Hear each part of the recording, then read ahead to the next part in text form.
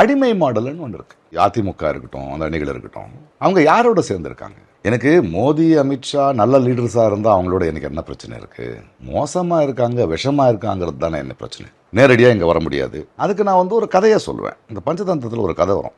இந்த மாநிலம், தமிழ்நாடு மாநிலம் ஒரு கிணறுன்னு நீங்க வச்சீங்கன்னா, அதில் நம்ம எல்லாருமே தவளைகள். ஒருத்தருக்குள்ள மனஸ்தாபம் இருக்கும், பேசிக்கிட்டு இருப்போம். ஒரு தடவை இவங்க ஆட்சி வருவாங்க, அந்த நடந்துகிட்டு இருந்தது. அது மாநில சுயாட்சியை, மாநில தன்மையை நம்ம என்னைக்கும் சுயமரியாதையை விட்டு கொடுத்ததில்லை. இன்னைக்கு நீங்க என்ன பண்றீங்க? இல்லை நான் தான் ஆவேன். இல்லப்பா, நம்பிக்கை இல்லை.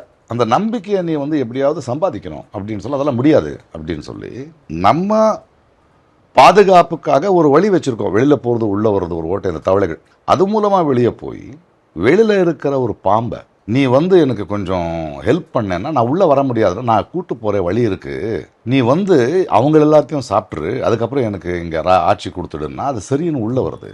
உள்ள இவனை பிடிக்கல, இவன் மேல ஈடி போடு, அது போடுன்றது இந்த தவளைங்களுக்கு தெரியல. அதுக்கப்புறம் அது போகாது. அது எல்லாத்தையும் சாப்பிட்டு இதையும் சாப்பிட்டு இங்கே ஆளும். டபுள் இன்ஜின் சர்க்காருன்னு சொல்கிறாங்கல்ல இவங்க, பிஜேபியோ அதிமுக கூட்டணியோ, அது டபுள் இன்ஜின் இல்லை, நான் டப்பா சர்க்காருன்னு சொல்லுவேன். ஏன்னா இன்ஜின் டெல்லியில் இருக்கும், நீ டப்பா தான் இங்கே இருப்ப. உன்னை எப்படி நம்புறது? உன்னுடைய இந்த அணியை நான் எப்படி நம்புறது? கண்ணுக்கு முன்னாடி தெரியுதுல்ல, கண்ணுக்கு முன்னாடி தான் அவங்களை எடுத்துட்டு வர்றீங்க.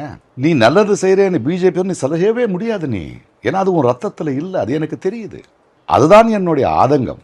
நான் இங்கே அரசியல்வாதி இல்லை, ஒரு குடிமகன். என்னுடைய ஆதங்கம் இதுதான் அடிமை மாடல். அதாவது நம்ம மாநில உரிமைகளை, நம்ம சுயமரியாதையை நீ அங்கே போய் அடகு வைக்கிற.